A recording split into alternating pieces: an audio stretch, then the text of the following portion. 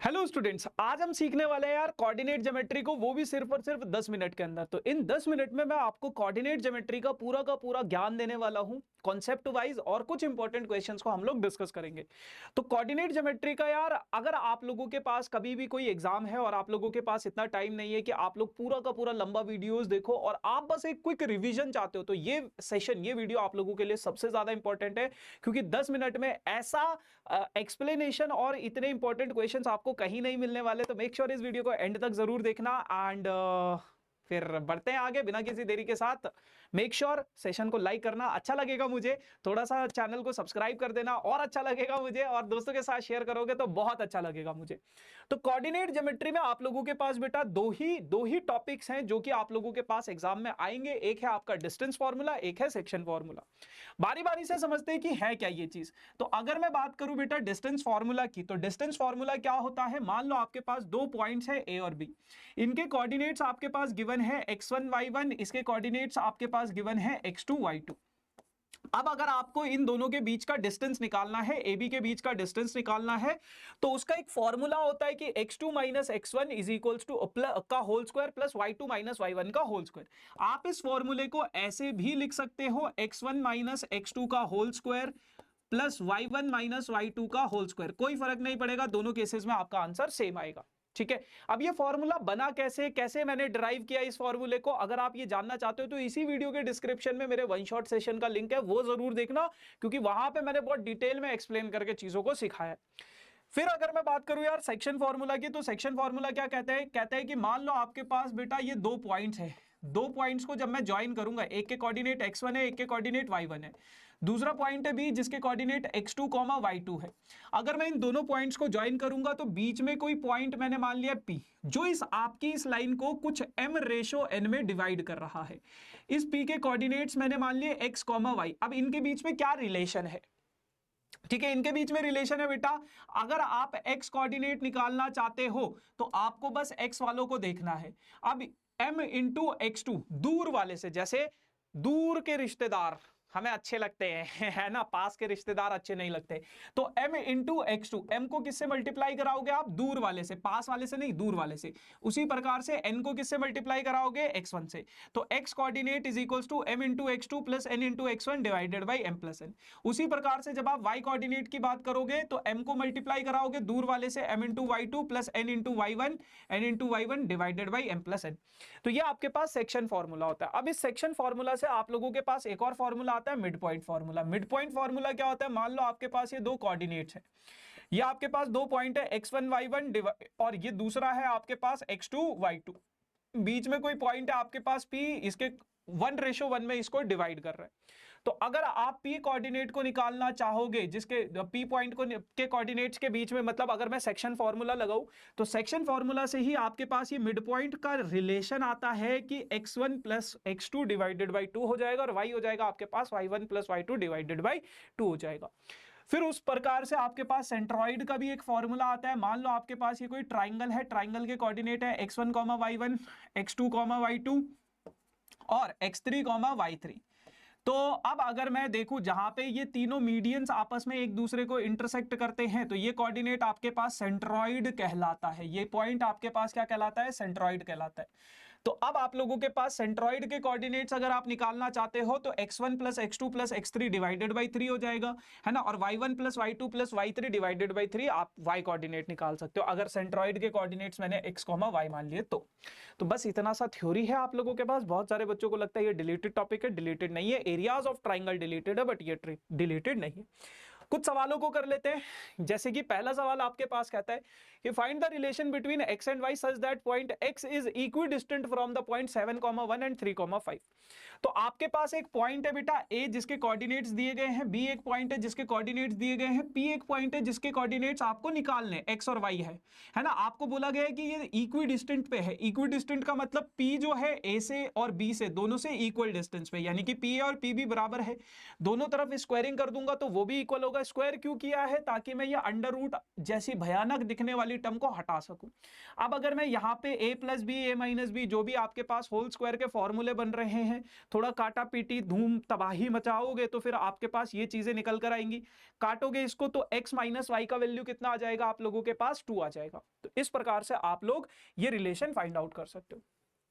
अब अगला सवाल है आप लोगों के पास, show that the point A B and C, A के कोऑर्डिनेट, बी के कोऑर्डिनेट और सी के कोऑर्डिनेट आपको दिए गए हैं। आपको यह बताना है कि ये एक आइसोसेलेस ट्राइंगल है ना, और साथ के साथ राइट एंगल ट्राइंगल है। तो आप सबसे पहले क्या करोगे, ए बी निकाल लो डिस्टेंस फार्मूला से, अंडर रूट 3 माइनस माइनस 3 का होल स्क्वायर। देखो इस चैप्टर में आप लोगों के पास सिर्फ और सिर्फ कैलकुलेशन आपको थोड़ा परेशान करेगी, कॉन्सेप्ट वाइज ये चैप्टर उतना परेशान नहीं करेगा आपको, ठीक है ना। तो आपने ये डिस्टेंस फार्मूला लगाया, डिस्टेंस फार्मूला लगाने के बाद यहाँ पे आप लोग ए बी को देखोगे तो अंडर रूट 100 यानी कि 10 आ जाएगा, है ना। देखो मैं इन सभी कैलकुलेशन को पहले से लिख के इसलिए लाता हूं क्योंकि अगर मैं देखो यहाँ पे लिखने लगूंगा तो ये 10 मिनट का वीडियो नहीं रह जाएगा, ये 30-40 मिनट का वीडियो बन जाएगा, तो जो मैं नहीं चाहता हूं, है ना। क्योंकि देखो कैलकुलेशन वाला पार्ट बेटा आप कर सकते हो, अगर आप इसको रिविजन पर्पस के लिए देख रहे हो तो कैलकुलेशन वाला पार्ट आप कर सकते हो, बाकी चीजें मैं आप लोगों को कॉन्सेप्चुअली चीजें एक्सप्लेन कर रहा हूं, ठीक है ना। फिर बीसी अगर मैं निकालूं तो वो आपके पास आ जाएगा इतना डिस्टेंस फॉर्मूला से, एसी निकालूंगा तो वो आ जाएगा आपके पास 10√2। अब आपने देखा कि यार ए बी और बीसी तो इक्वल है, ए बी भी 10 है, बीसी भी 10 है, तो आइसोसेलेस ट्राइंगल तो प्रूफ हो गया। लेकिन अब आपको इसको राइट एंगल ट्राइंगल भी प्रूफ करना है। अब राइट एंगल ट्राइंगल की प्रॉपर्टी क्या होती है कि हाइपोटेन्यूज का स्क्वायर परपेंडिकुलर का स्क्वायर और बेस के स्क्वायर के बराबर होता है। तो आपने इन तीनों का स्क्वायर भी निकाल लिया, इन तीनों का स्क्वायर निकाला तो एसी स्क्वायर 200 आया, बीसी स्क्वायर 100 आया, ए बी स्क्वायर 100 आया। तो आपके पास पता चल गया कि 100 प्लस 100 क्या है, 200 के बराबर, यानी कि A B plus B C square यानी कि ए सी स्क्वायर। तो इसका मतलब ये प्रूफ भी हो गया कि ये क्या है, एक राइट एंगल ट्राइंगल भी है। फिर आप लोगों के पास क्या कहता है, कहता है if the coordinates of point A and B are this and this, A के कोऑर्डिनेट और बी के कोऑर्डिनेट्स आपको दिए गए हैं ये और ये। Find the coordinates of point P, आपके पास कोई पॉइंट पी है जिसके कोऑर्डिनेट्स आपने मान लिए हैं x, y मान लिए हैं। अब आपके पास AP upon PB, sorry AP upon AB, ये आपको मतलब ये AP is equals to 3/7 AB ये दे रखा है। AB को इधर भेजूंगा तो AP अपॉन AB 3/7 होगा, यानी कि ऊपर वाला ऊपर वाले के इक्वल, नीचे वाला नीचे वाले के इक्वल, तो AP आ गया 3x और AB आ गया 7x। तो बेटा AP अगर आपके पास 3x है और PB AB पूरा का पूरा 7x था तो PB कितना हो जाएगा, 4x हो जाएगा। x से x काटोगे तो रेशो भी पता चल गया, 3:4 हो गया। अब आपको रेशो पता है तो ये कोऑर्डिनेट निकाल लोगे, x कोऑर्डिनेट क्या हो जाएगा 3 इंटू दूर वाला 6, 4 इंटू दूर वाला -2, है ना, डिवाइडेड बाई ये। तो सेक्शन फॉर्मूला से आपने x का कोऑर्डिनेट निकाल लिया, उसी प्रकार से आप क्या करोगे y का कोऑर्डिनेट भी निकाल लोगे। समझ में आया, बिल्कुल आया, ठीक है। अब कई बार आपके पास ऐसा सवाल आता है जिसमें आपके पास रेशो नहीं दिया होगा, आपको रेशो निकालना होगा। तो रेशो कैसे निकालोगे, कह रहे हैं कि भैया कोई पॉइंट है P जिसके कोऑर्डिनेट है m,6, एक A पॉइंट है जिसके कोऑर्डिनेट है -4,3 और दूसरा पॉइंट है B जिसके कोऑर्डिनेट है 2,8। तो आपको m की वैल्यू निकालनी है। m की वैल्यूज आप कैसे निकालोगे, देखो सबसे पहले तो आपको रेशो निकालना है। कभी भी अगर आपको रेशो निकालने को बोलेगा तो always you have to take k/1 लेना है। अब जब आप k/1 लोगे तो आपको रेशो ये k हो गया, ये 1 हो गया, तो जो कोऑर्डिनेट आपको दिया है कौन सा, y वाला कोऑर्डिनेट दिया है, तो 6 is equals to 8 into k, into 8k हो जाएगा, 1 इंटू 3 हो जाएगा। सेक्शन फॉर्मूला लगाओगे तो ये रिलेशन बनेगा और k की वैल्यू आ जाएगी आपके पास 3/2। तो जो भी आपके पास k की वैल्यू है वही आपका रेशो हो जाएगा 3/2। अब आपको m की वैल्यू निकालनी है, यानी कि x कोऑर्डिनेट निकालना है, तो सेक्शन फॉर्मूला से आप m का वैल्यू भी निकाल लोगे। ठीक है भैया, चलो अगला सवाल क्या कहता है, बहुत प्यारा सवाल है कि किसी पैरेललोग्राम के 3 वर्टिसेस दे रखे हैं, आपको चौथा वर्टेक्स निकालना है। तो इनको ऑर्डर में ही लिखना होता है, ऐसे A B C, या तो क्लॉकवाइज या तो एंटी क्लॉकवाइज। अब आपको पता है पैरेललोग्राम के डायगोनल्स आपस में एक दूसरे को इंटरसेक्ट करते हैं, बाइसेक्ट करते हैं इक्वल पार्ट्स में। तो इक्वल पार्ट का मतलब क्या होगा, 1:1, ये भी क्या हो जाएगा 1:1। तो सबसे पहले आप AC लाइन को देखो, A के कोऑर्डिनेट, C के कोऑर्डिनेट, बीच में कोई पॉइंट है O, उसके कोऑर्डिनेट्स मैंने अल्फा कॉमा बीटा मान लिए। अगर आप बेटा इसमें मिड पॉइंट फॉर्मूला लगाओगे तो 5 + 1 डिवाइडेड बाई 2, यानी कि अल्फा का वैल्यू आ गया 3, बीटा का वैल्यू निकालोगे तो वो आ गया 4। अब बेटा आप अपनी इस वाली लाइन को देखो, BD को देखोगे, B के कोऑर्डिनेट पता है ओ के कोऑर्डिनेट अभी अभी निकाले हैं, डी के कोऑर्डिनेट पता नहीं। फिर दोबारा से अगर आप मिड पॉइंट फॉर्मूला लगाओगे ये बनेगा, तो यहां से एक्स का कोऑर्डिनेट और यहां से वाई का कोऑर्डिनेट आप लोग निकाल लोगे, बस ऐसे निकालने थे।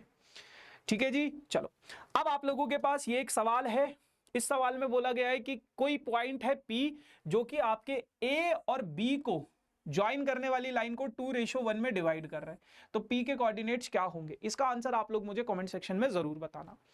इसके अलावा यार जैसे कि अगर आप लोगों को पता है इंडिपेंडेंस डे चल रहा है, तो हमारे सभी प्रोडक्ट पे आपको भारी भरकम डिस्काउंट मिल रहा है, चाहे आप आकार बैच में आते हो या फिर अगर आप कोई भी प्रो कोर्स लेते हो जहां पे आपको 24/7 डाउट की फैसिलिटीज मिलेगी, है ना, आप कभी भी अपने डाउट्स पूछ सकते हो। और अगर आपका यहां पे आपको वेदांतु इंप्रूवमेंट प्रॉमिस भी मिलता है, अगर आपका परफॉर्मेंस इंप्रूव नहीं हो रहा है तो विदाउट आस्किंग एनी क्वेश्चन आपको सारा का सारा पैसा आपका वापस कर दिया जाएगा।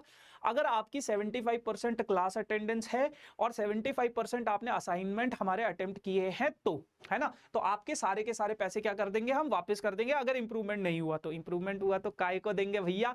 तो ये दोनों लिंक्स आपके डिस्क्रिप्शन में है। अभी इंडिपेंडेंस डे सेल चल रहा है, हमारे सभी कोर्सेज में आपको भारी भरकम डिस्काउंट मिल रहा है। Make sure if you want to come, if you want to enrol, तो आप लोग जरूर आना। बाकी yes guys, this is all about for this session. Thank you so much for joining this session. Tata bye bye, see you soon.